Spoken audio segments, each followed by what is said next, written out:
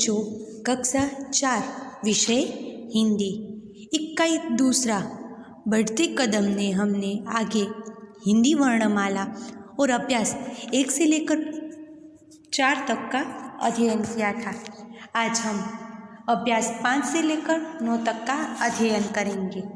मैं आपको यह जो अभ्यास है वह समझाऊंगी, ठीक है? आप सब लोग अच्छी तरह से सुनना। देखिए, अभ्यास 5, यह, इस, ये, इन, वह, उस और वे, उन। यह यानी कि क्या? कोई भी एक व्यक्ति के लिए, या फिर यह यानी कि जो चीज़ हमारे नज़दीक है उसके लिए। वह यानी कि एक से बढ़कर 2 चीज़ों के लिए, और वह यानी कि ते। ये यानी कि ये जो आ रहा है ये यानी कि आ अथवा तो ए, अने वे यानी कि पेलू अथवा तो ते। एना माटे आ शब्दों वपराय छे, ठीक छे? यह अरविंद है, इसके पास किताब है। यह एटले के मैं समझाव्યું आ अरविंद छे अने तेनी पासे किताब एटले के पुस्तक छे। फिर आगे देखते हैं, ये तितलियां है, इनके पंख रंग बिरंगी है। यानी कि ये एटले के आ अथवा तो ए, बराबर?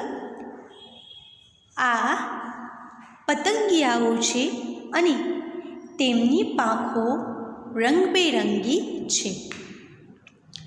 वह कौवा है, उसका रंग काला है, एटले के पेलू अथवा तो ते। ते कागड़ो छे अने तेनो रंग काळो छे। अब आगे देखते हैं, वे 2 पेड़ है, वे 2 पेड़ है, उन पर बगुले बैठे हैं। क्या है? वे एटले के पेला अथवा तो ते। ते 2 वृक्ष छे अथवा तो झाड़ छे, उन पर एटले के एना पर बगलाओ बैठेला छे। अब आगे देखते हैं अभ्यास 6। मैं यानी कि हूँ, हम यानी कि अमे, तुम यानी कि तमे, आप यानी कि आप, ठीक छे? अब आगे देखते हैं, मैं तुषार हूँ। मैं तुषार हूँ एटले के हूँ तुषार छूँ। मैं विद्यार्थी हूँ एटले के हूँ एक विद्यार्थी छूँ। मैं स्कूल जाता हूँ एटले के हूँ स्कूले जाऊँ छूँ। फिर है आगे, मैं दीपाली हूँ एटले के हूँ दीपाली छूँ। मैं विद्यार्थिनी हूँ एटले के हूँ एक विद्यार्थिनी छूँ। मैं स्कूल जाती हूँ एटले के हूँ स्कूले जाऊँ छूँ। उसके बाद आता है हम एटले के अमे। बात करने वाले एक से अधिक व्यक्ति अपने नाम के बदले हम का शब्द का प्रयोग कर सकते हैं। हम लड़के हैं एटले के अमे छोकराओ अथवा तो बाळको छीए। हम पढ़ते हैं, अमे भणीए छीए, ठीक छे? फिर आगे हैं, हम लड़कियां हैं, हम पढ़ती हैं एटले के अमे छोकरीओ छीए अथवा तो बालिकाओ छीए अने अमे अभ्यास करीए छीए अथवा तो भणीए छीए। उसके बाद आता है, तुम विद्यार्थी हो, तुम 4थी कक्षा में पढ़ते हो। तुम एटले के तमे। हवे अहींया एम आवशे कि तमे विद्यार्थी छो अने तमे 4थी कक्षा अथवा तो 4था धोरणमां भणो छो। तुम विद्यार्थिनी हो, तुम 4थी कक्षा में पढ़ती हो एटले कि तमे विद्यार्थिनीओ छो अने तमे धोरण 4 अथवा तो 4थी कक्षा में भणो छो। आगे देखते हैं, आप किसान है, आप खेती करते हैं, એટલે કે આપ એટલે કે આપ પણ થાય અથવા તો તમે પણ થાય. તમે आप किसान है, आप खेती करते हैं, એટલે કે તમે ખેડૂત છો અને તમે ખેતી કરો છો. आप डॉक्टर हैं, आप अस्पताल जाते हैं, એટલે તમે डाक्टर अथवा तो डॉक्टर છો અને તમે હોસ્પિટલે अथवा तो अस्पताल में जाओ છો. फिर देखते हैं आगे अभ्यास 7. मैं, के, अंदर, के ऊपर, के नीचे, के पास. ठीक है. मैं એટલે કે હું, એટલે સોરી મેં એટલે કે એટલે એની વસ્તુ અંદર પડી હોય એ, કે અંદર એટલે કે એની અંદર પડી હોય તે, એની ઉપર પડી હોય તે, અથવા એની પાસે પડી હોય તે, અથવા તો એની નીચે પડી હોય તે. ये मछलियाँ हैं, मछलियाँ पानी में हैं, એટલે કે આ માછલીઓ છે અને માછલીઓ પાણીની અંદર છે. માછલીਆਂ जार के अंदर है, એટલે કે માછલી जार એટલે કે નાની એવું બરણી છે એની અંદર છે. वह किताब है, किताब पेज पर मेज पर है, किताब मेज के ऊपर है, એટલે કે આ પુસ્તક છે એ પુસ્તક જે છે એ ટેબલ પર પડેલી એટલે મીન્સ પડી છે અને કિતાબ મેજ પર કે ઉપર है અને જે પુસ્તક છે એ ટેબલ ઉપર છે.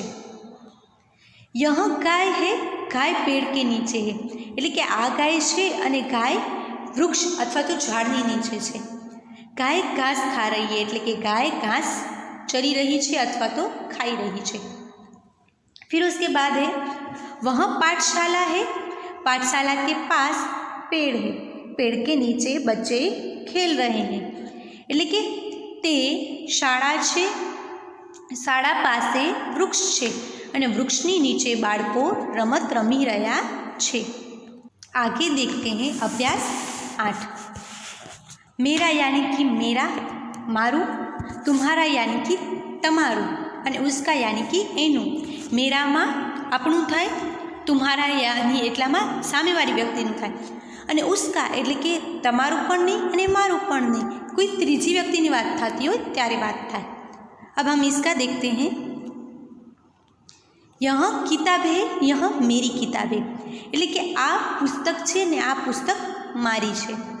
वह कमल है, वह अनिल की कलम है, એટલે કે તે બોલપેન અથવા તો પેન છે અને તે અનિલની પેન છે. कलम उसकी जेब में है, यानी कि જે એની પેન છે એની ખિસ્સામાં છે. यह थैला है, यह नवीन का थैला है, એટલે કે આ થેલો છે અને આ નવીનનો થેલો છે. यह उसका थैला है, એટલે કે આ એનો થેલો છે. वह कॉपी है, वह आशा की कॉपी है, એટલે કે આ જે છે પડી છે જે બુક એ બુક છે અને તે આશાની છે. यह कंपास है, यह तुम्हारा कंपास है, એટલે કે આ કંપાસ છે અને આ કંપાસ તારો છે. अब करते हैं अभ्यास 9. क्या, कहाँ, कब, कौन और कितने. क्या यानी कि क्या, कहाँ એટલે કે કઈ જગ્યાનું સંબોધન હોય, કબ એટલે કે સમય અથવા તો તારીખ હોય, કોણ એટલે કે કોનું અને कितने એટલે કે ગણતરીમાં આવે કેટલા. यहाँ पर देखिए आपको एक चित्र दिया गया है और चित्र के नीचे आपको एक प्रश्न भी दिया गया है उदाहरण के रूप में. देखते हैं यह क्या है, यानी कि यह क्या है એટલે કે આ यह गाय है.